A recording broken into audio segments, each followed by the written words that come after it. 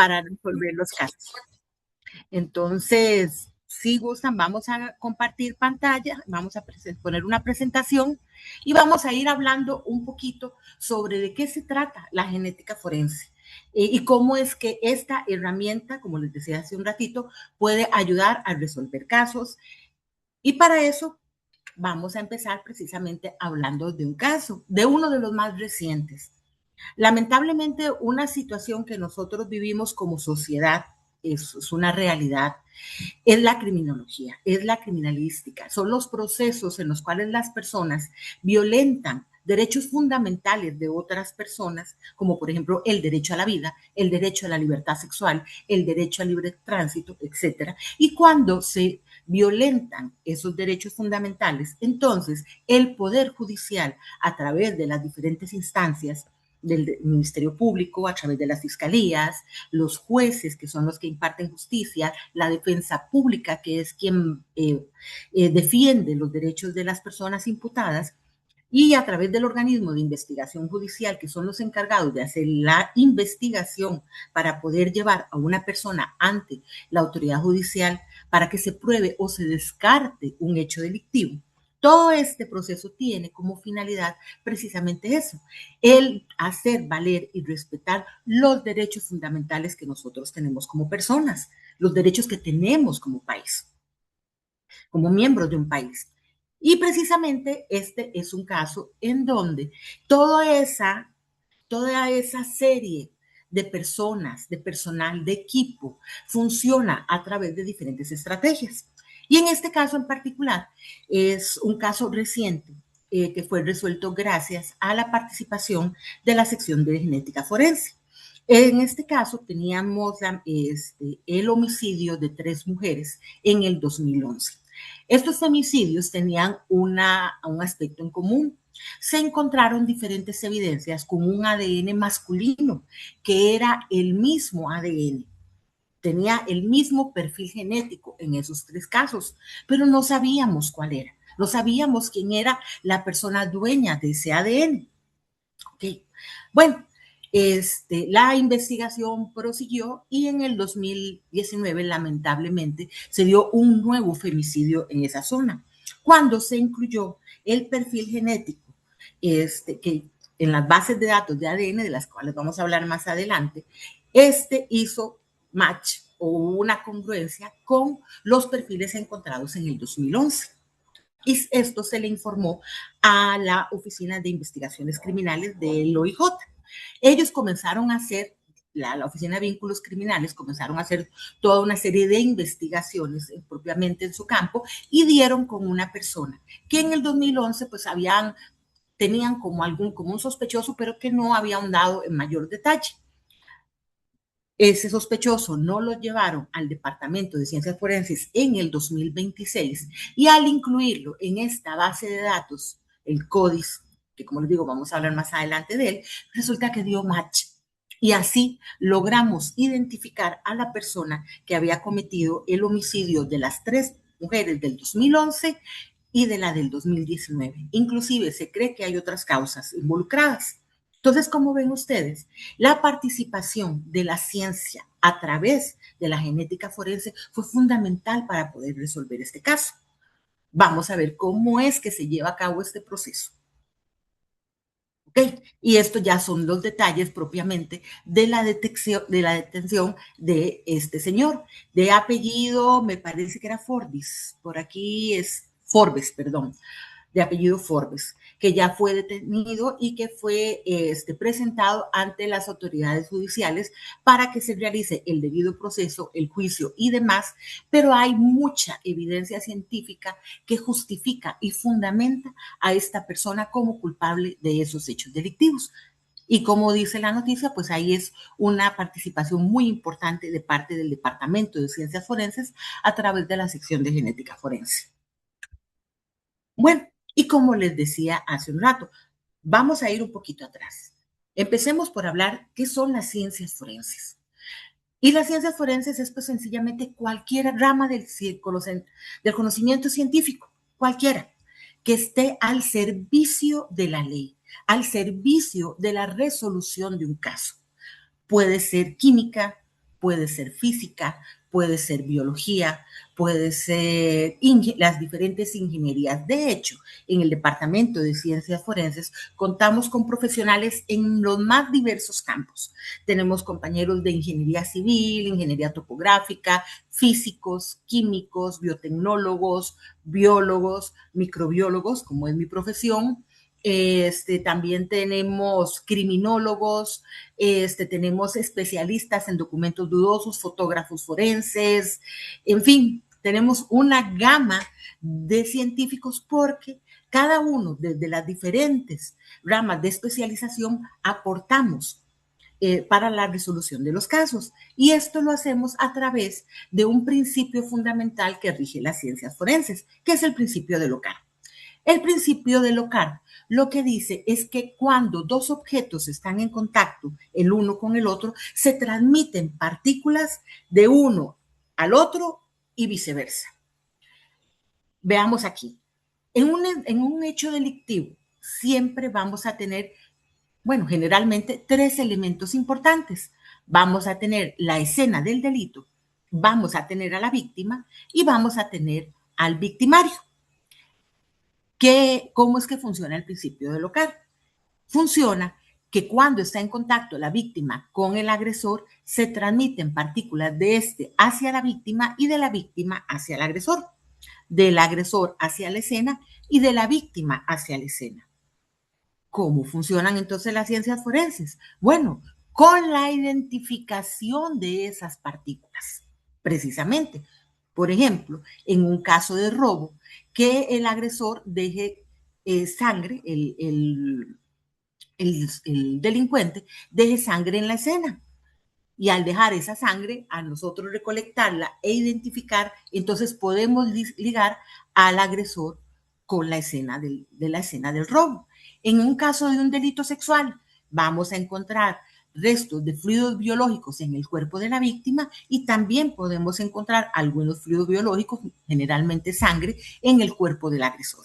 Entonces, como ven ustedes, esa identificación de esas partículas son precisamente la que nosotros utilizamos para hacer esa conexión y esa información en la que nosotros le entregamos a la autoridad judicial para que pueda determinar si ocurrió o no ocurrió un hecho delictivo y si esa persona es culpable o no de dicho hecho.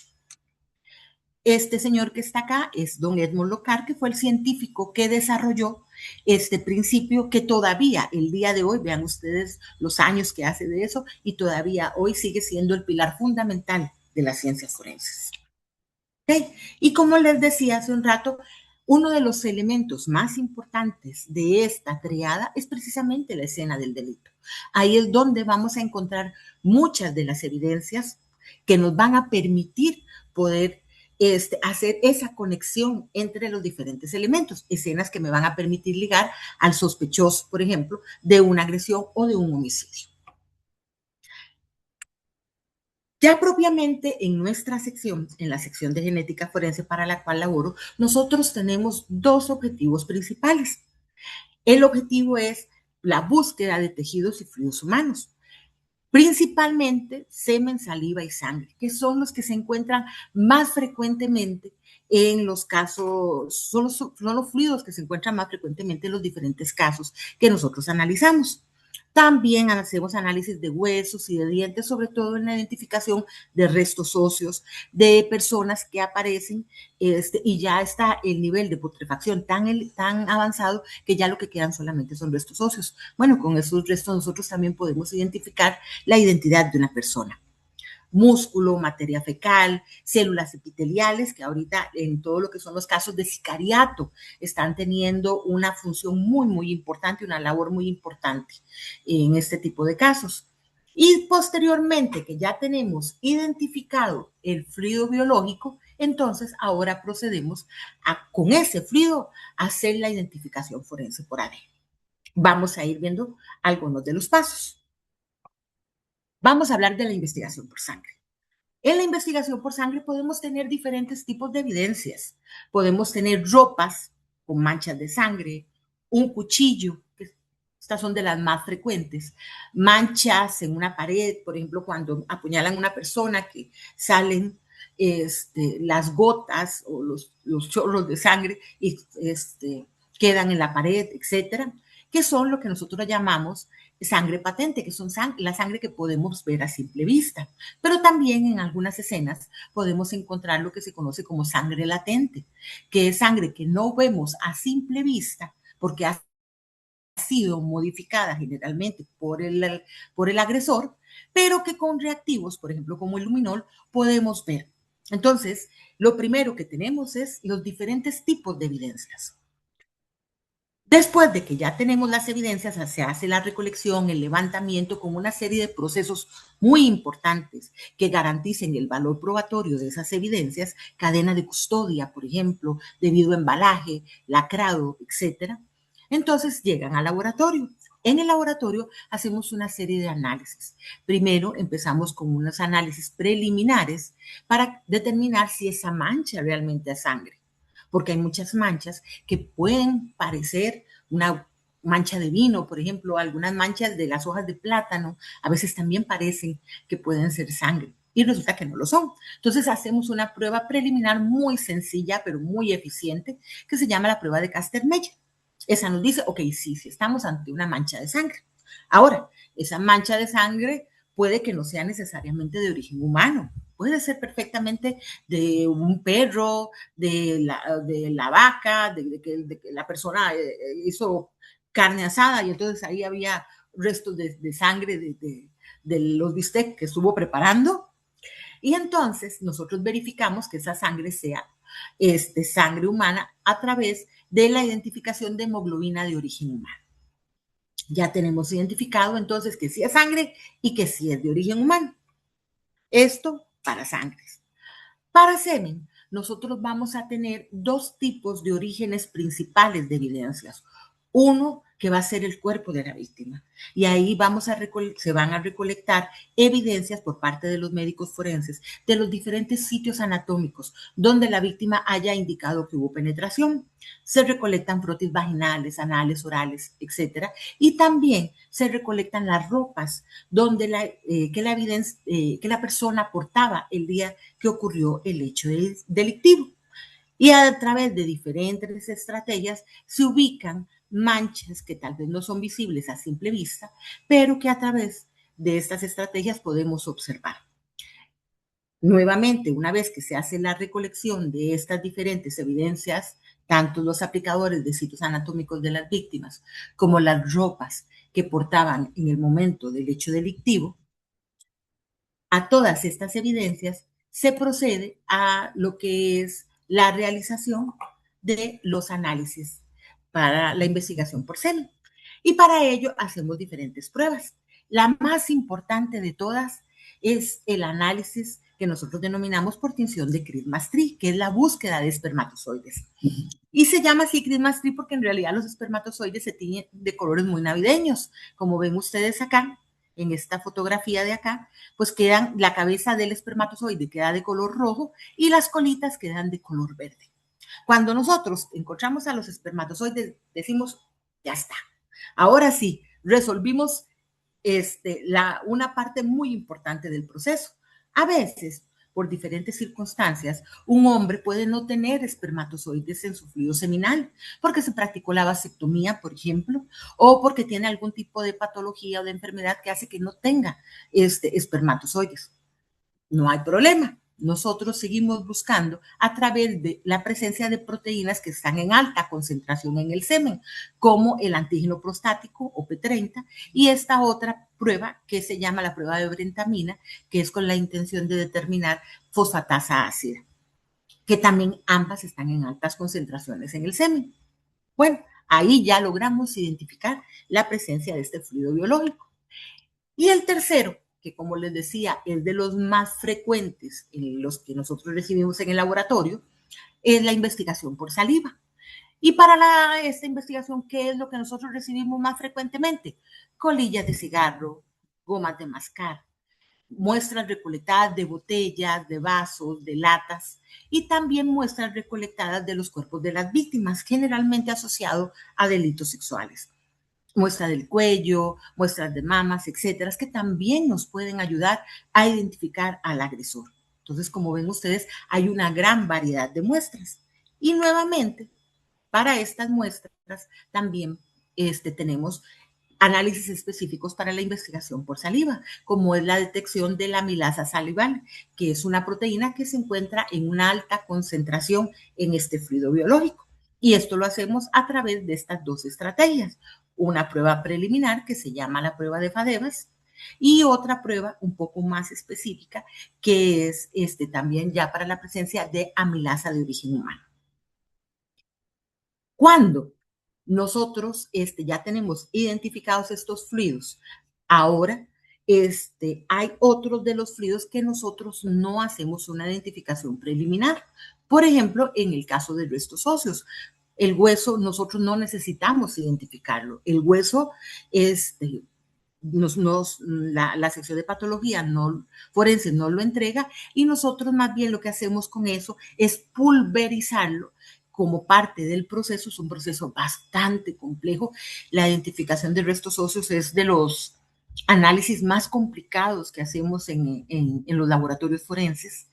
Tenemos que pulverizarlo y a través de todo un proceso para poder obtener el ADN, pero son muy importantes, como ven ustedes, para la identificación de restos óseos de personas que son encontradas ya en altos grados de putrefacción. Y cuando ya tenemos identificado el fluido, o por ejemplo los restos óseos, ya los tenemos listos, entonces ahora vamos a proceder con el análisis del perfil genético. En este caso, hay varios aspectos que son importantes antes de entrar en la siguiente fase. Como les comentaba hace un rato, cuando les hablaba del caso que recientemente se ha resuelto, nosotros podemos obtener el perfil genético, pero con solamente la obtención de ese perfil no podemos resolver el caso. Sabemos que hay una persona, podemos saber que esa misma persona fue la que, como en este caso, asesinó a 3 mujeres en el 2011 y que también asesinó a una mujer en el 2019. Eso podemos saberlo, pero no sabemos en ese punto quién es. ¿Por qué? Porque necesitamos una muestra de referencia. ¿Qué es una muestra de referencia? Es la muestra que se le debe de recolectar a las personas sospechosas o involucradas en un hecho delictivo. Entonces, nosotros vamos a obtener, tenemos el perfil genético de las evidencias y el perfil genético del sospechoso. Y ahora vamos a proceder a hacer una comparación de ambos perfiles. Entonces, necesitamos contar con esos perfiles de referencia. Por eso es que la investigación policial también se vuelve sumamente importante, porque ellos son los investigadores del OIJ, son los que nos llevan a nosotros los sospechosos. Y nosotros somos los que decimos si es el donador del perfil encontrado o no es. Ambos datos son sumamente importantes, porque cuando no es, entonces ya el investigador dice, no, ok, es por este camino no es, vámonos por este otro. Y siguen buscando. Y a veces, como vieron ustedes, en este proceso puede durar años. Algunos son más rápidos, otros son más lentos, pero hasta que tengamos ese perfil de referencia del sospechoso, del posible sospechoso, es que nosotros entonces podemos hacer esos match que son al final de cuentas los que le interesan a la autoridad judicial. ¿Ok? Antes de continuar con el proceso, quería contarles esta anécdota preciosísima que a mí la verdad me encanta de don Alex Jeffries. Él fue el que descubrió esto de las huellas genéticas. Y quería comentarles, porque es que en realidad es una anécdota preciosa que nos enseña a nosotros como científicos muchísimo. Don Alex era un genetista británico que estaba trabajando con alteraciones de mioglobina. Y entonces resulta que él estaba haciendo investigaciones y utilizaba técnicas de rayos X para hacer sus investigaciones.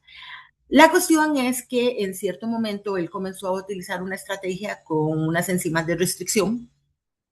Y entonces resulta que cuando él hizo los primeros, reveló los primeros resultados, él dijo, ay, pero ¿qué es esto tan complicado, verdad? ¿Cómo voy a hacer yo? Es que está terrible, nada se parece a nada, nadie se parece a nadie. Ups, nadie se parece a nadie.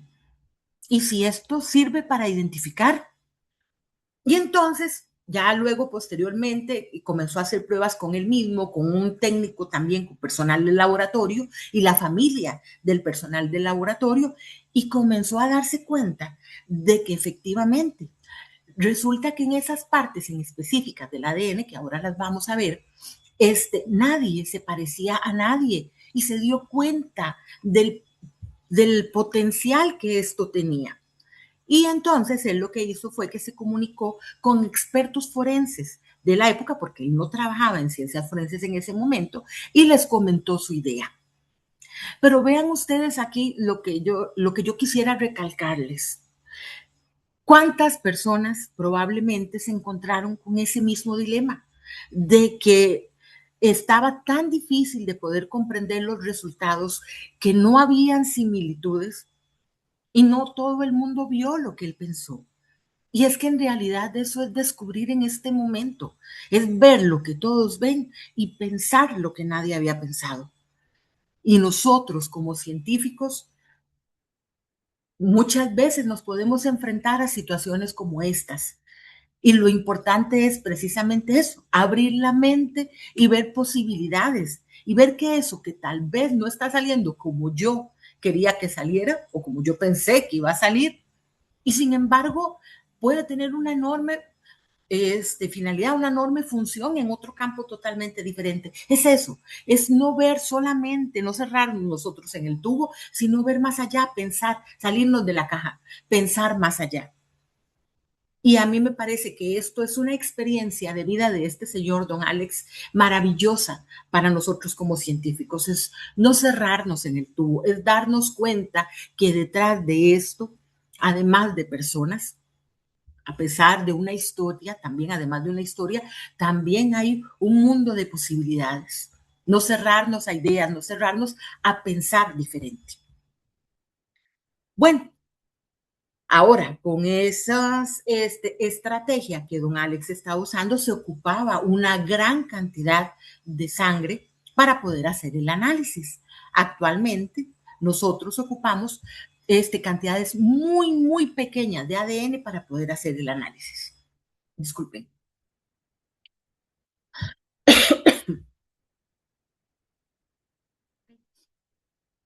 Vean ustedes que esto ocurrió en 1984. Los forenses con los cuales él contactó eran lo que yo llamo los dioses del Olimpo de las ciencias forenses en aquel momento, que eran don Peter Hill, y él, pues este señor se dio cuenta de lo que de don Alex tenía en sus manos, ¿verdad? Y entonces trabajaron durísimo y ya para 1985 publicaron en Nature su trabajo, que fue el pionero precisamente en la aplicación del ADN para la resolución de casos forenses. Entonces, eso fue en 1985. Eso es nada más para darles una pequeña pincelada de lo que es la historia. Luego parte de ahí todo lo que es la historia del desarrollo de la genética forense es súper interesante. Pero como les digo, quería hablarles especialmente de esta anécdota que para mí es muy, muy valiosa. Y ahora vamos a hablar un poquito de las etapas del análisis de ADN. ¿Ok? ¿Qué es lo primero que necesitamos hacer? Pues sacar el ADN del núcleo, ¿verdad? Entonces, nosotros tenemos técnicas de extracción en el laboratorio, dependiendo de los diferentes tipos de fluidos. Para restos óseos, como les decía, es una estrategia muy compleja, porque tenemos una matriz, aparte de que es dura, tiene una serie de características que hace que requiera procesos particulares.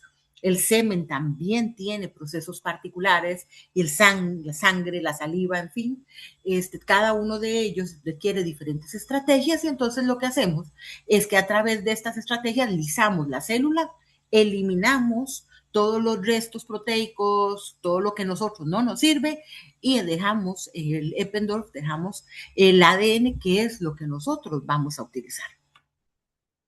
Okay. Y luego, gracias a la estrategia esta de las PCR, de la reacción en cadena de la polimerasa, eso nos ha ayudado muchísimo, como vimos, a cada vez necesitar menos y menos ADN y poder obtener estrategias exitosas que nos permiten obtener buenos perfiles cada vez con menos cantidad de ADN. No les voy a hablar mucho de esta parte porque estoy segura que ustedes lo dominan muchísimo mejor que yo. Pero, ¿qué es lo que nosotros amplificamos desde la perspectiva de la genética forense? A nosotros nos interesa no lo que es igual, no es ese 99% de nuestro genoma que es igual a todas las personas. Nos interesa ese porcentaje pequeñito, pero que es sumamente importante, que es el diferente, que está ubicado precisamente en el ADN no codificante. De esas partes del ADN no codificante, hay unas regiones que se llaman short tandem repeat, o sea, las repeticiones cortas en tándem. Esas repeticiones son las que son diferentes para cada uno de nosotros. La repetición en sí es la misma. Por ejemplo, en este caso podemos ver GATA es la misma. ¿Qué es la diferencia? Es la cantidad de veces que se repite. En mí puede repetirse 5 veces que heredé de mi mamá y 10 veces que heredé de mi papá. Y en otra persona se puede repetir 10 veces que heredó de la mamá y 12 veces que heredó del papá. Y así, en cada una de las personas, es el número de veces que se repite ese patrón, por decirlo de alguna manera, es lo que hace la gran diferencia. Ahora, nosotros no solamente analizamos uno, nosotros analizamos kits que analizan simultáneamente entre 15 y 28 regiones de ese tipo. En genética forense, esas regiones es lo que denominamos un marcador genético. ¿Okay? Y para eso utilizamos estos kits comerciales, por ejemplo, de la casa de Applied Biosystems, que es el Global Filer. Ese es el que estamos utilizando en este momento.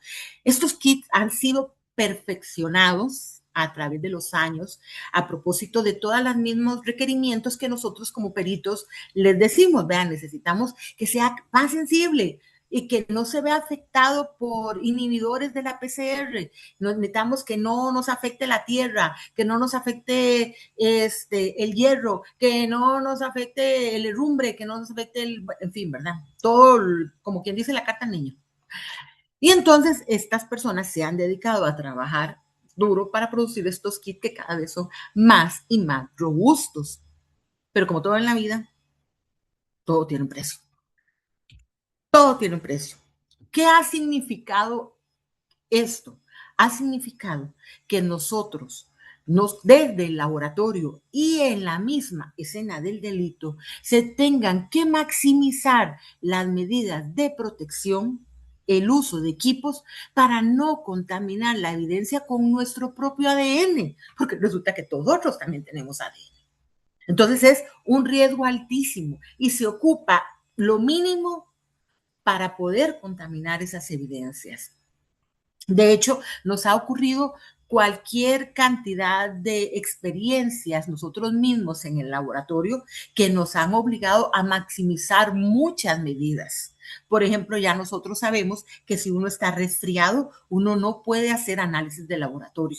Porque aunque nos ponemos todo el equipo que ven ustedes acá, nos ponemos cubrepelos, cubreboca, la gabacha, guantes, lo hacemos en cámaras, en fin, etcétera. Todo, aún así, uno dice, no sé ni cómo, el ADN brinca, pues resulta que se pueden contaminar las evidencias. Entonces, no podemos hacerlo también en el laboratorio. Hay una parte que pega el sol, entonces se pone a veces muy caliente. Si está muy caliente, resulta que no podemos montar no podemos montar PCR en ese momento, porque si uno empieza a sudar, existe un alto riesgo de poder contaminar las evidencias. Vean ustedes, esa sensibilidad ha producido que nosotros tengamos que tener muchísimos cuidados a la hora de poder manejar la evidencia y a la hora de poder hacer los montajes de las PCRs. Y eso también lo hemos tenido que trasladar a la escena, porque los compañeros que son los que realizan en este momento el levantamiento de las evidencias, es fundamental que anden con todo el equipo de protección para que no ellos tampoco corran el riesgo de contaminar las evidencias con su propio ADN. Este es uno de los principales problemas que nosotros estamos en este momento enfrentando en el laboratorio. Los cuidados tan importantes que tenemos que tener, porque, como dice el dicho, cuidado con los sueños, porque se pueden hacer realidad. De tanto pedirle a las casas comerciales que fueran más sensibles, pues tome más sensibles, y aquí estamos, cuidándonos a más no poder para que no sea nuestro ADN el que nosotros estemos amplificando. Bueno, ya resolvimos el asunto, no estábamos resfriados, no estábamos sudando, todo estaba perfecto, ya logramos hacer la PCR y luego ahora, posteriormente, entonces esas evidencias las incluimos, ya esa parte, en el analizador genético, que lo que va a hacer es separar esa sopa, ¿verdad? Esos 28 marcadores genéticos los va a separar por tamaño y por los diferentes fluorocromos con los cuales nosotros hicimos el marcaje. ¿Ok? Y vamos a obtener esto tan hermoso, que es el electroferograma. Aquí en el electroferograma, cada uno de estos cuadritos verdes que ven ustedes acá son los diferentes marcadores genéticos que nosotros analizamos. Este es parte de un electroferograma. Y en los electroferogramas vamos a tener los alelos que va a tener cada persona para ese marcador en específico. En este caso, para este es homocigoto, y para en este otro marcador, es heterocigoto. Vean ustedes, es acá otro aspecto muy importante, y es que nosotros no sabemos todavía de quién es ese ADN, pero sí podemos determinar previamente si el ADN pertenece a un hombre, como en este caso, porque tiene un cromosoma X y un cromosoma Y, o si tiene solamente un cromosoma X, pues entonces va a pertenecer a una mujer. Entonces, vean ustedes la cantidad de información que nosotros podemos obtener a partir de este electroferograma. Bueno, ya tenemos el electroferograma que generamos a partir de la evidencia analizada. Ahora vamos a compararlo con el electroferograma que se va a generar a partir de la muestra de referencia del sospechoso. Y vamos a ver si son iguales o si son diferentes. Si son diferentes, se le informa a la autoridad judicial. Si son iguales, se hace una serie de análisis estadísticos que son los que se le entregan a la autoridad judicial. ¿Cómo hacemos esos análisis estadísticos? Previamente determinamos la frecuencia de cada uno de los alelos que nosotros estamos, de los marcadores genéticos que nosotros estamos utilizando, y vemos qué tan frecuentes son en nuestra población. Entonces ya tenemos las frecuencias de cada uno de ellos. Esa información debe ser publicada por los diferentes laboratorios forenses en revistas científicas internacionales que validen esa información. Y además de eso, posteriormente, tenemos también los análisis, ya una vez que tenemos esos análisis genéticos, entonces tenemos diferentes programas estadísticos que nos ayudan a la realización de dichos análisis. Por ejemplo, como el ARMETER o el LRMIS Studio, que son algunos de estos programas que nosotros utilizamos. Ok, ya tenemos ya tenemos el análisis estadístico. ¿Y qué es lo que nosotros queremos probar? Nosotros, como científicos, tenemos que valorar nuestra imparcialidad y demostrar nuestra imparcialidad ante la autoridad judicial. ¿Y cómo lo hacemos? Nosotros hacemos una comparación, enfrentamos la hipótesis de la fiscalía versus la hipótesis de la defensa. La hipótesis de la fiscalía, ¿qué va a decir? El perfil genético encontrado en la evidencia es igual a la del sospechoso, por ende, el sospechoso es culpable. Y la hipótesis de la defensa, ¿qué va a decir? Bueno, el perfil genético es igual, pero puede ser que haya ocurrido por una situación al azar, que por una cuestión al azar el perfil encontrado sea igual al de la persona que yo estoy defendiendo. Entonces nosotros hacemos, a través de los análisis de las frecuencias alélicas, nosotros hacemos esa confrontación y llegamos a un número que se llama la razón de verosimilitud. Esta razón de verosimilitud, vean ustedes que genera números enormes, porque como les digo, no son uno, no son dos, no son tres, son 25, 28 marcadores genéticos los que nosotros analizamos. Y cuando analizamos, entonces, ¿qué obtenemos estos resultados? Que es los que le damos a la autoridad judicial. Y le decimos a la autoridad judicial lo siguiente, es 2.36 por 10 a la 30, dígase billones, millones, billones, trillones, cuatrillones, quintillones, 2.300 quintillones de veces más probable que el perfil genético encontrado en la evidencia pertenezca al sospechoso a que pertenezca a otra persona seleccionada al azar de la población costarricense. Estamos hablando de quintillones, cuatrillones de veces. Y aquí les puse para que vean ustedes el poder de esta herramienta, que la población actual tomada al día de ayer es de alrededor de 8.500, poquito menos de 8.500 millones de personas en el mundo. ¿Cuántos planetas tierras ocupamos? Ocuparíamos entonces para poder obtener que por azar otra persona tenga exactamente el mismo perfil genético que encontramos en la evidencia. Esa es la fortaleza que tiene esta técnica.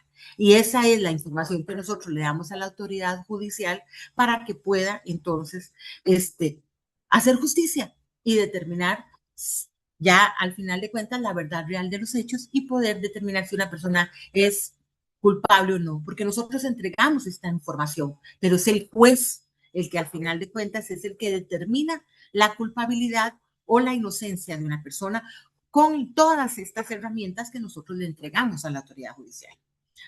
Tanto la sección de genética forense como las diferentes secciones del Departamento de Ciencias Forenses del organismo de investigación judicial.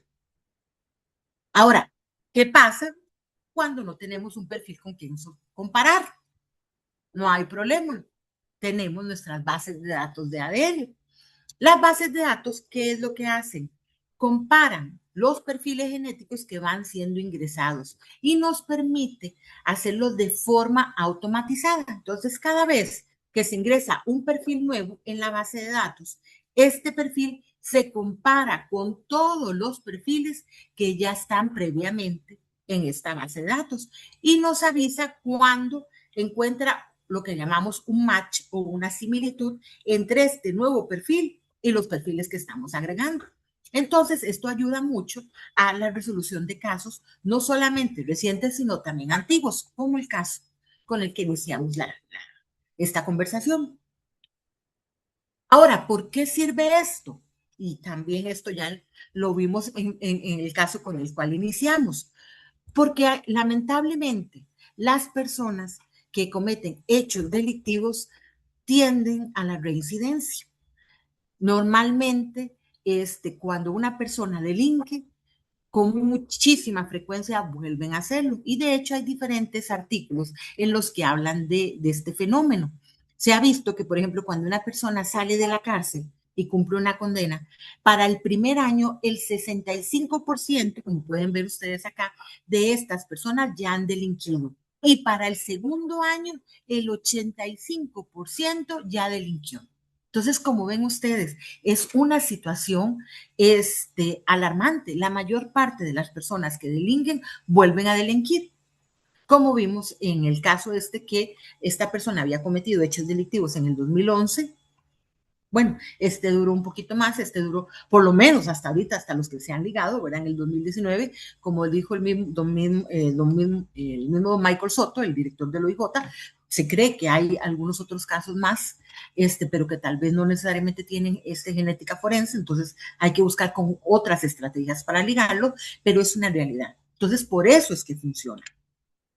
Y entonces, como les decía hace un rato, la evidencia es comparada con diferentes bases de datos. Nosotros incluimos no solamente el ADN de los sospechosos, sino también el ADN de las evidencias. Por eso es que ya sabíamos que las evidencias de los 3 casos de homicidio del 2011 eran el mismo, porque ya estaban los 3 incluidos y el programa nos avisó que estos 3 casos eran el mismo ADN y que cuando se ingresó el del 2019 nos avisó que los 4 eran iguales. ¿Y qué pasó cuando incluimos el ADN del sospechoso? Bueno, que entonces nos dijo, estos 4 es igual a el del señor Forbes. Entonces, sin embargo, esto también requiere pues una investigación policial que también nos permita poder ligar. Y esa investigación fue precisamente la que ubicó a este señor Forbes. Fue la labor de los compañeros del Departamento de Investigaciones Criminales los que lograron dar con este señor y fueron los que nos lo llevaron al laboratorio y dijeron, veamos a ver si es este. Nosotros creemos que sí. Y nosotros les decimos, sí, sí es.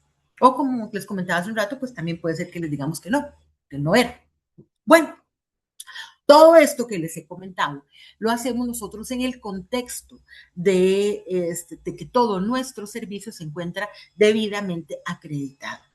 Eso es algo muy importante. Nosotros podemos ir a defender nuestros casos y nuestros dictámenes a juicio respaldados por un sistema de gestión de calidad que le da fortaleza, le da robustez a los análisis que nosotros realizamos.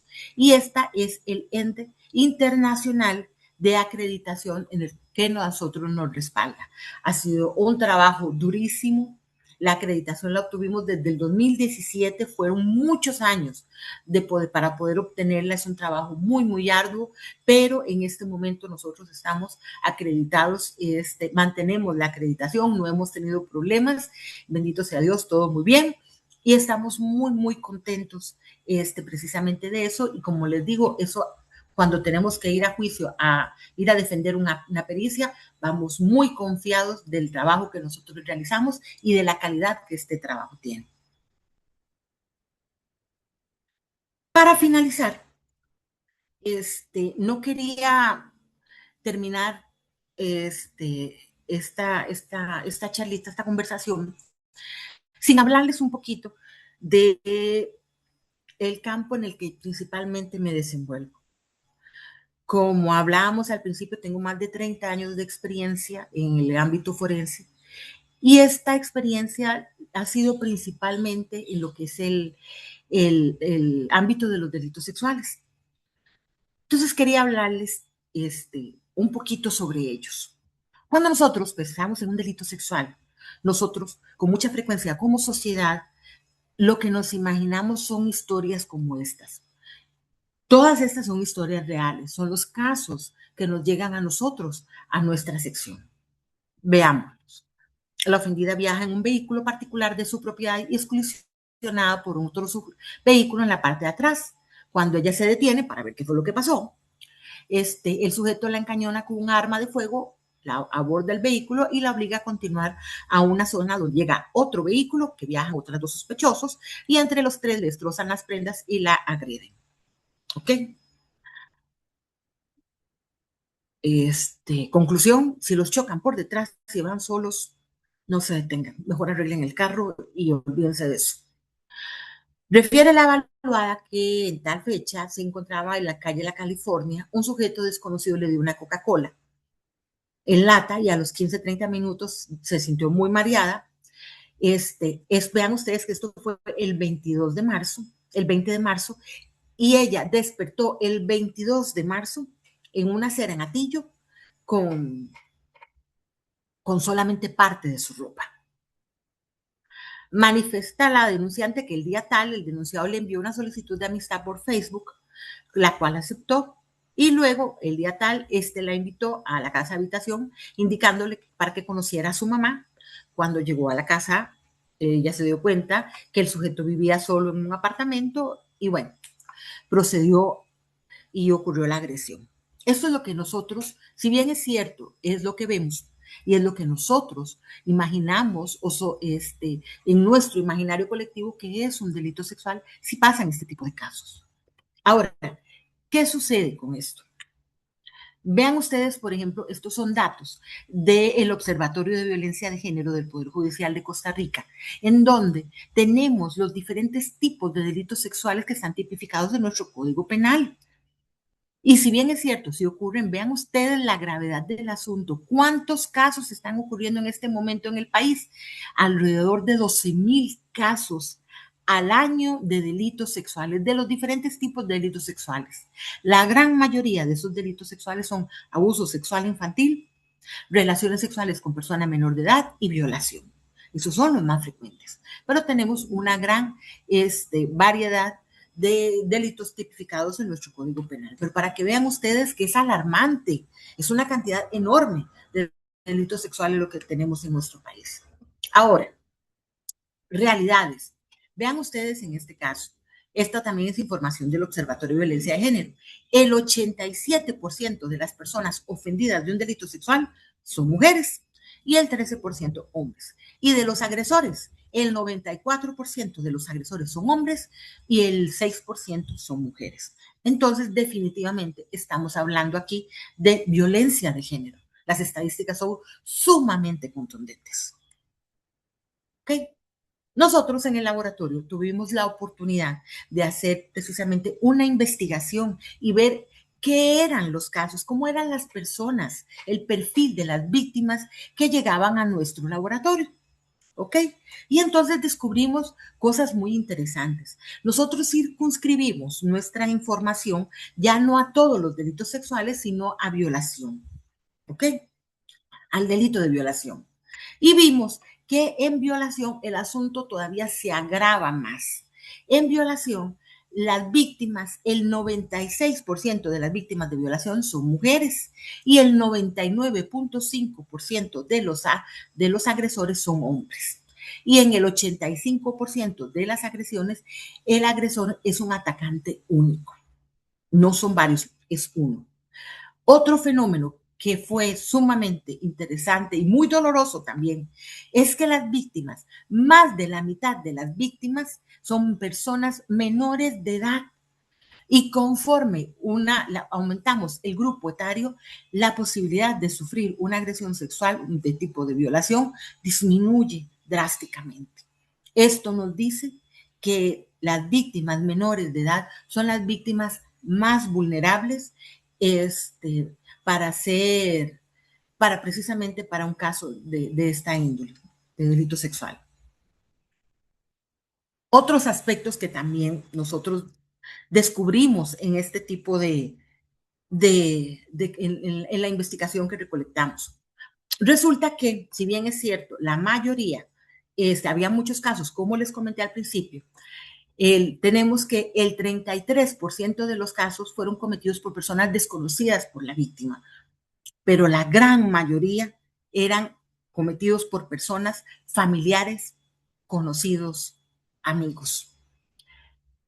Eso fue un dato que en realidad fue bastante impactante. Y otro dato sumamente impactante es que nosotros, en ese preconcepto que tenemos del delito sexual, de que va una persona caminando sola y que la agarran y la golpean, como si vimos que sí ocurre, pero resulta que la mayor parte de los casos donde se daba violencia extrema del agresor sobre la víctima eran más bien los casos donde había una relación de la víctima con el victimario, como por ejemplo los casos de la pareja o la expareja.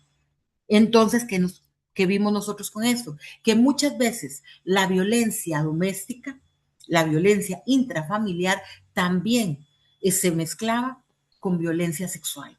Se usa, los dos fenómenos se presentan de una manera muy en conjunto.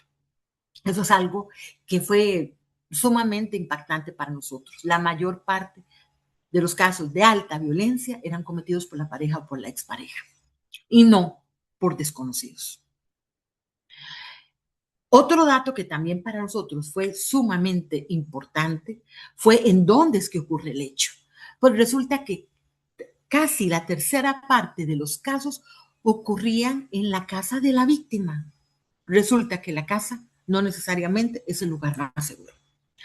Otro 30% ocurrían en casas, en otras casas, casas de conocidos, casas de otros familiares, vecinos, etcétera. Y cerca del 40% pues ocurren en lugares públicos o abiertos. ¿Okay? Entonces, como ven ustedes, el mito, si bien es cierto ocurre, no es lo más frecuente. Y otro fenómeno que también descubrimos, que también más bien apoyamos estadísticamente, fue lo que se denomina los delitos facilitados por drogas. En Costa Rica lo que vimos es que descubrimos dos tipos de casos, lo que llamamos los casos oportunistas y los casos proactivos. Alrededor del 25% de los casos, la víctima consumía alcohol o alguna otra droga por su propia decisión, lo que pone a la persona en una condición de vulnerabilidad para depredadores sexuales que andan ahí vigilando, viendo, observando, aprovechando, entre comillas, con muchas, muchas comillas, porque esto no debería de ser así, que la persona está en esa condición de vulnerabilidad. Estamos hablando de 1 de cada 4 casos. Es muy, muy importante, lamentablemente, lo cual implica la necesidad de educación en este sentido para las personas jóvenes. Es muy, muy importante. Sobre todo para los potenciales agresores, es fundamental que reciban educación de la importancia del consentimiento y de qué significa el consentimiento. Y luego también tenemos los casos proactivos, que esos son cuando de una manera subrepticia se le pone droga en la bebida de alguna persona, por ejemplo, para producir esa inconsciencia, esa vulnerabilidad y cometer el hecho delictivo. ¿Ok? Bajo todo este contexto que acabamos de ver, entonces veamos cuáles son la mayor cantidad de casos que nosotros recibimos.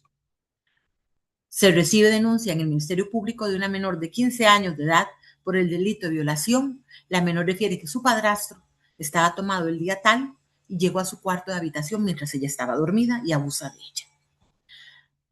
Mujer de 29 años indica que en su casa de habitación, cuando llegó su expareja, la obligó a tener relaciones sexuales.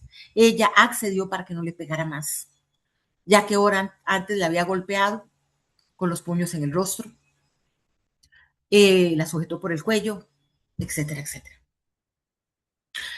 La ofendida denunció haber sido abusada sexualmente por un vecino. Los hechos se dio cuando la ofendida llegó a la casa del sospechoso, preguntándole por un perro, y él le dijo que ingresara para que viera que el perro no estaba. La ofendida ingresó y el sospechoso cometió la agresión.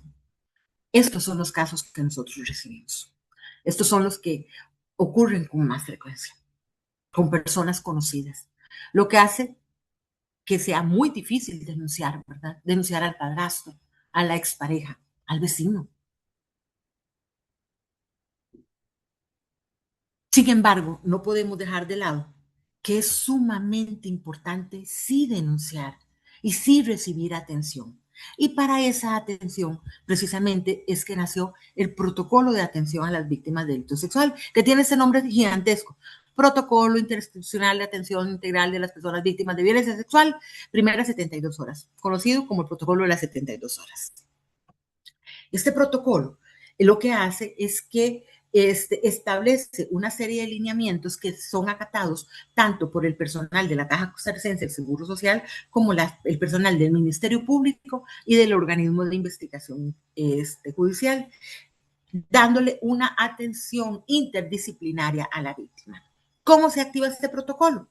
Bueno, primero que todo, es muy importante que la agresión haya ocurrido en un lapso menor a las 72 horas.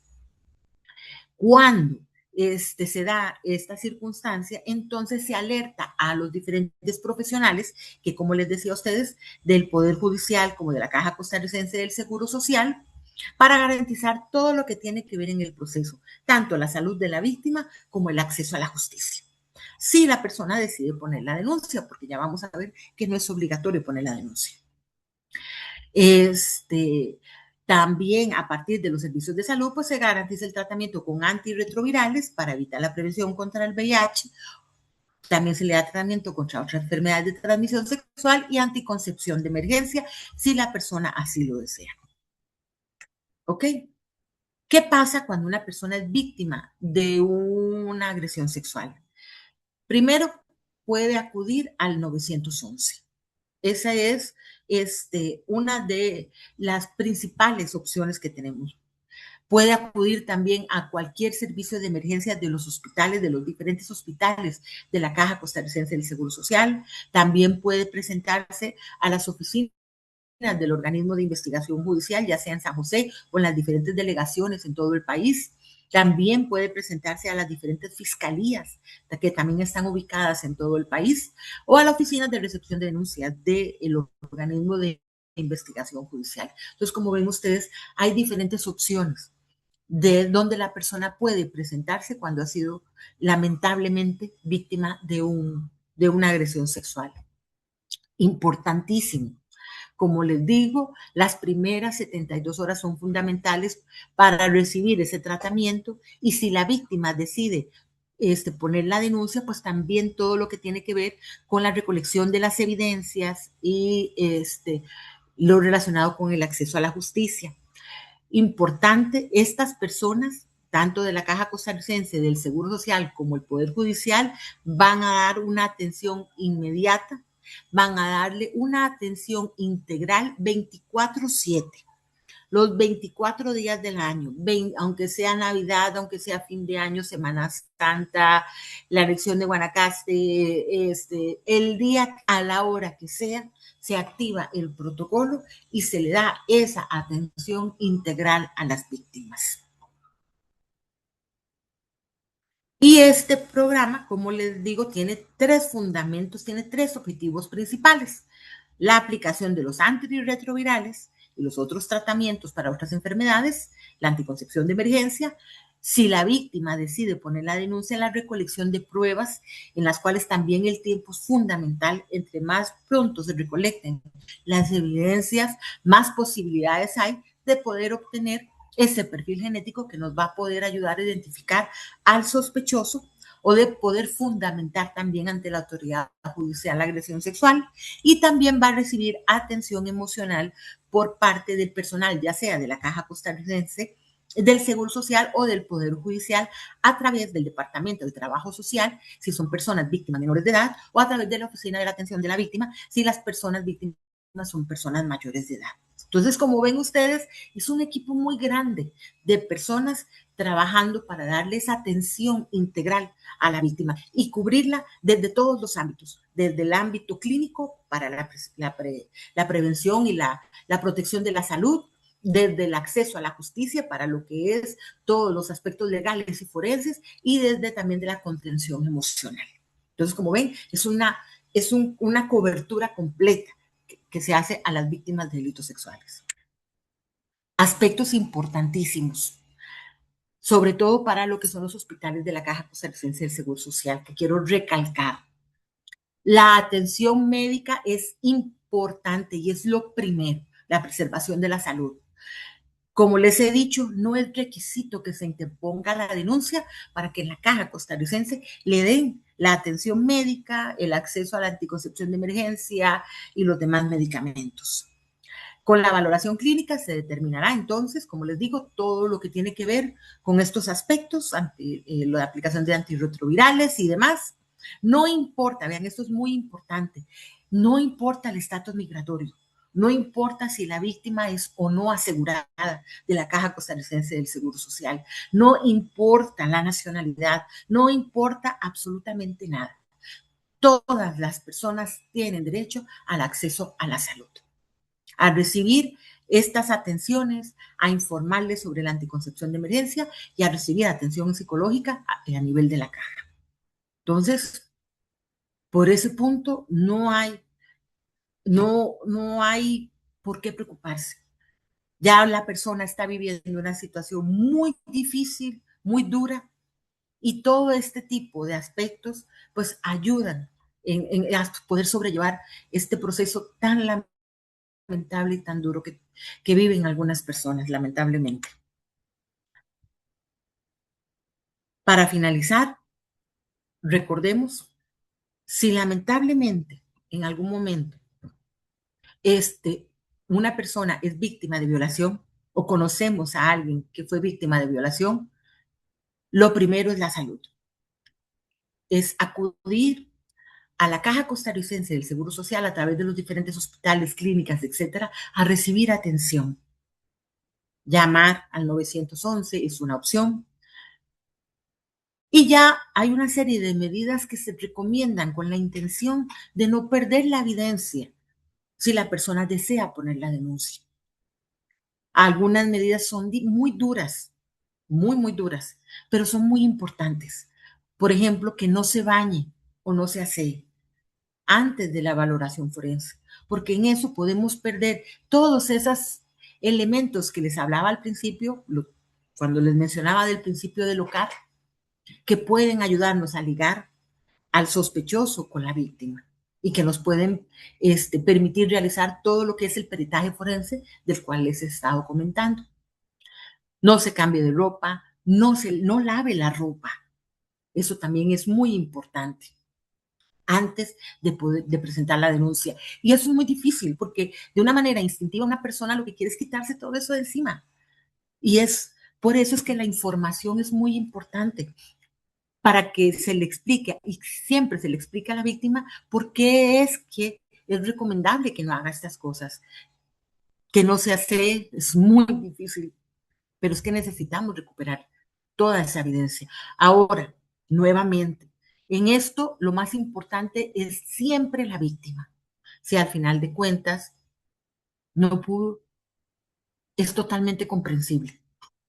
Se trabaja con lo que se puede y siempre vamos a dar todo lo mejor de nosotros desde de parte del Departamento de Ciencias Forenses y del organismo de investigación judicial para ayudarle en todo lo que esté a nuestro alcance.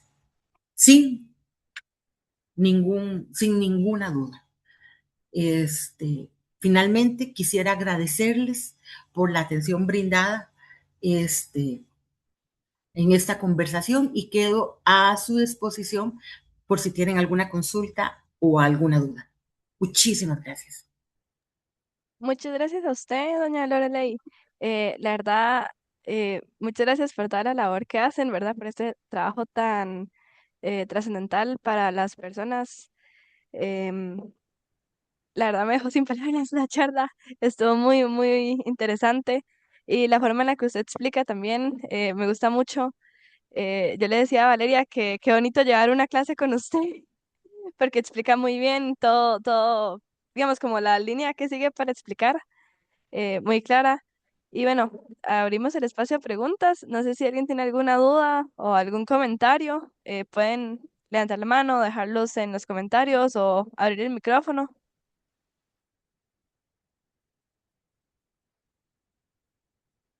Claro, Montserrat, puedes despedirte. Hola, ¿me escuchan? Y adelante. Aquí, súper. Bueno, me disculpan que no puedo poner la cámara. Bueno, primero que nada, muchas gracias. La verdad me gustó mucho. Creo que microbiología forense siempre ha